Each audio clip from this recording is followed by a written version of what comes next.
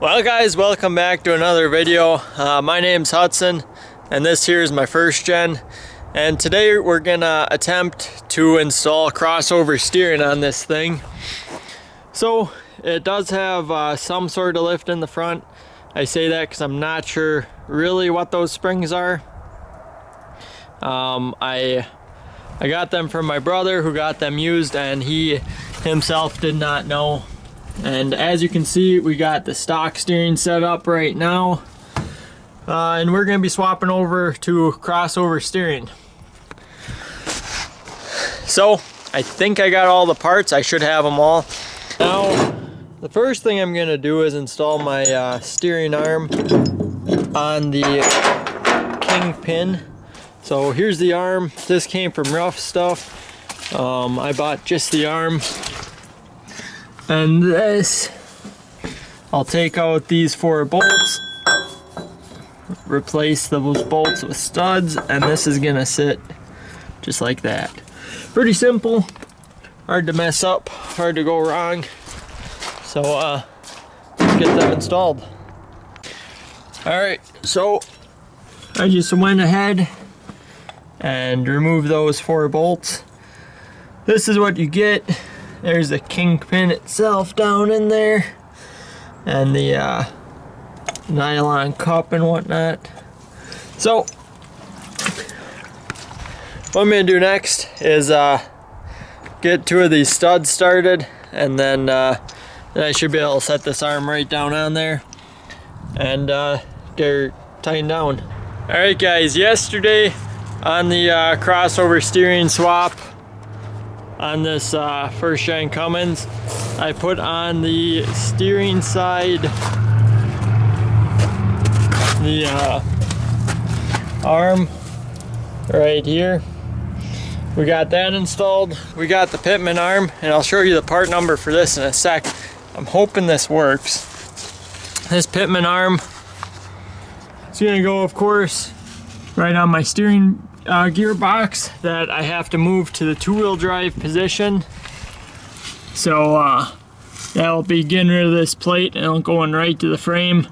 I may have to shorten my steering shaft. We'll see on that.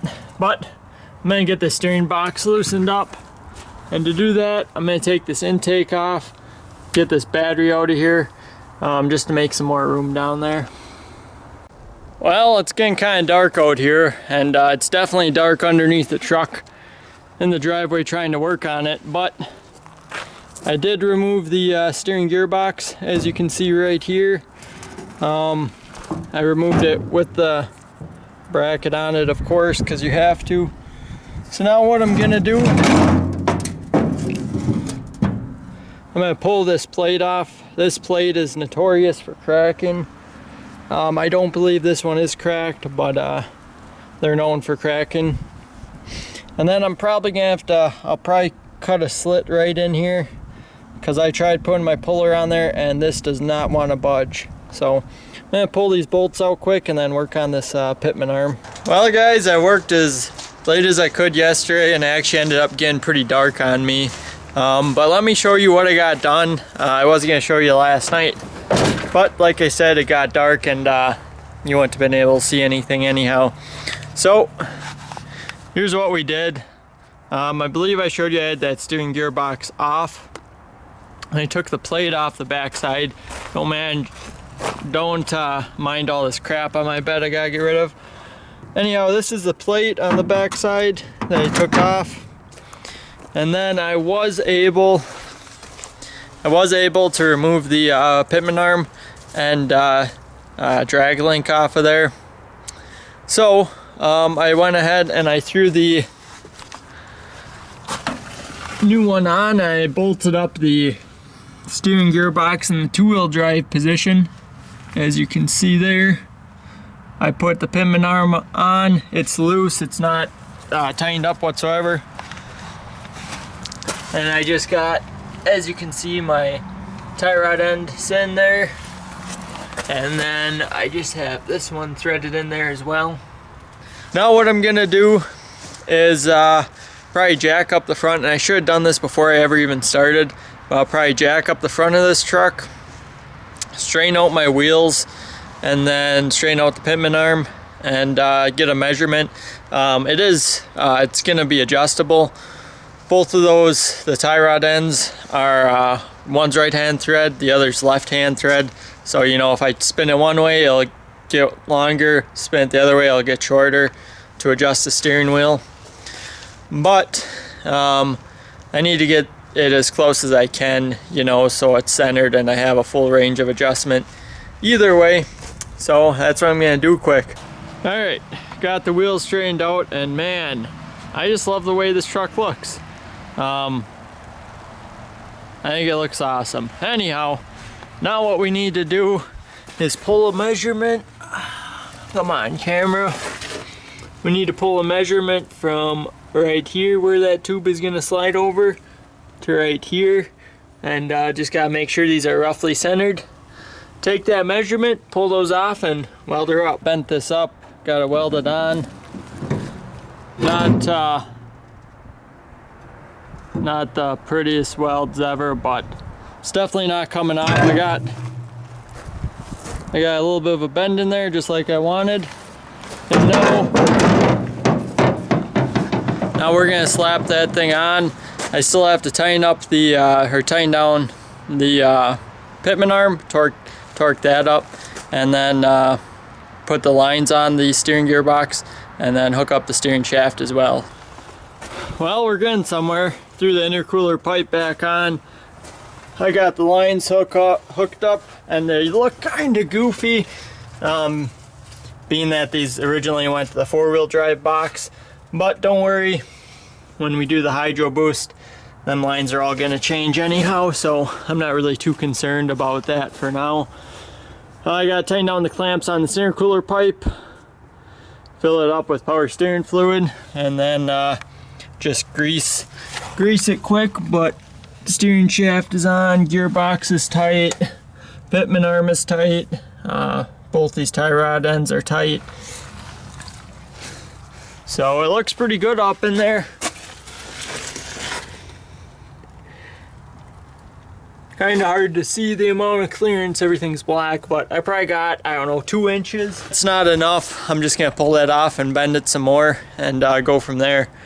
But I'm gonna bun this thing up, throw the battery in, power steering fluid, get all ready to go, and then I gotta get all that crap off the back of here, over there, throw all that off, and then we're gonna take it for a test drive.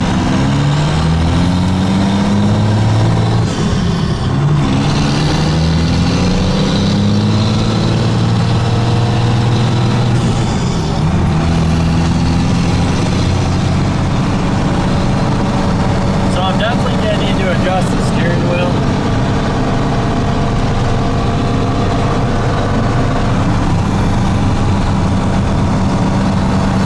But I think it drives smoother.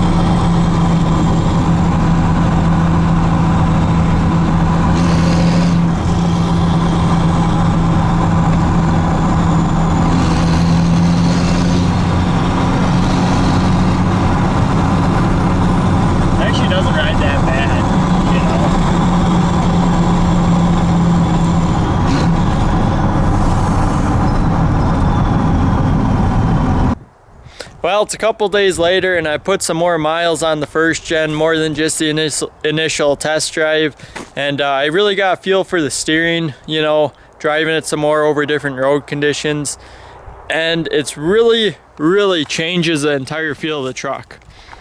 The more you drive it, the more you realize just how much better it is, and how much more precise it is, and how much more it reacts right away. You don't have to turn, you know, the steering wheel a bunch and wait for the truck to move. It's way more consistent. I really enjoy it. I would highly recommend anybody do it on any sort of lifted first gen. It makes a world of difference. I don't have any steering stabilizers on here. I'm not sure, I might add some. I'm still on the fence about that. But so far, I'm a huge fan of this. Another thing I will probably end up doing in the near future is adjusting the steering gearbox on here. I think there's a little bit of play in there that I can get out. And then once I do that, I think this thing will drive super nice as far as the steering goes. So that's gonna wrap up this video. Thanks for watching.